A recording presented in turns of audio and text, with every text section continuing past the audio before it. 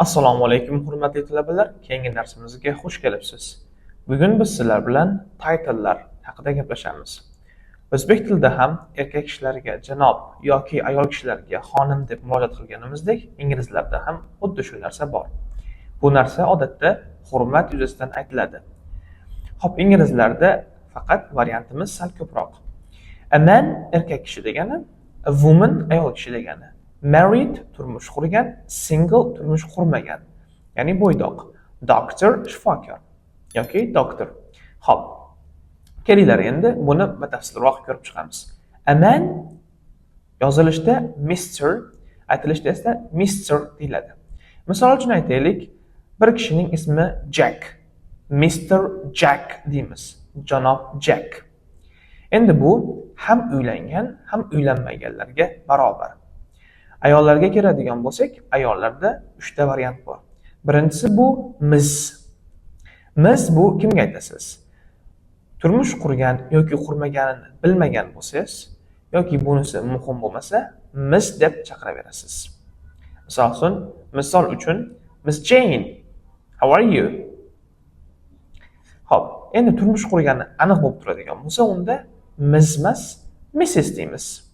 Yozilishi MRS, aytilishi Mrs. Misol uchun Jane, yana xonim Jane turmush qurgan demoqchi bo'lsangiz, Mrs. Jane is married.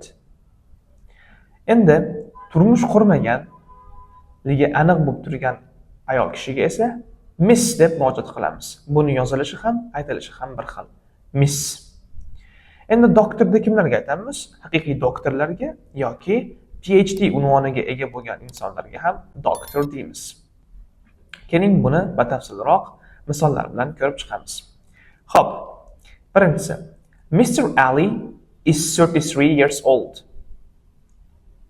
Ali 33 yoshda. Mr. Nodir is 13 years old. Janob Nodir 13 yoshda. Endi janob Nodir 13 yoshda va buni uylanmaganligi aniq. Va ko'rib turganingizdek, yoshidan qat'iy nazar, uylangan, uylanmaganligidan qat'iy nazar erkak kishilarga bir xil Mr ketaveradi. Ayol kishilarga keladigan bo'lsak, Mrs. Jane is married. Jane turmush qurgan.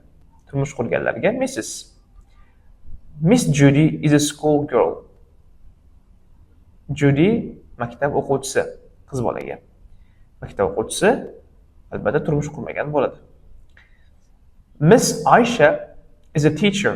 Endi bu yerda Oyshaning turmush qurgan yoki qurmaganligini bilmaysiz yoki bunisi muhim emas. Shunda Miss deb aytaverasiz.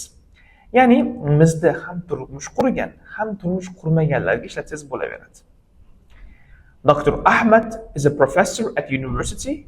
Dr. Ahmad universitetda professor. Professorlik darajasi bo'lish uchun PhD bo'lish kerak. PhD unvoni borligi uchun ham bu kishini biz doktor deb atayapmiz. Albatta u kishi bu yerda shifokor bo'lishi shart emas. Bugun sizlar bilan o'tadigan darsimiz shu edi. E'tiboringiz uchun rahmat. Keyingi darslarda ko'rishguncha.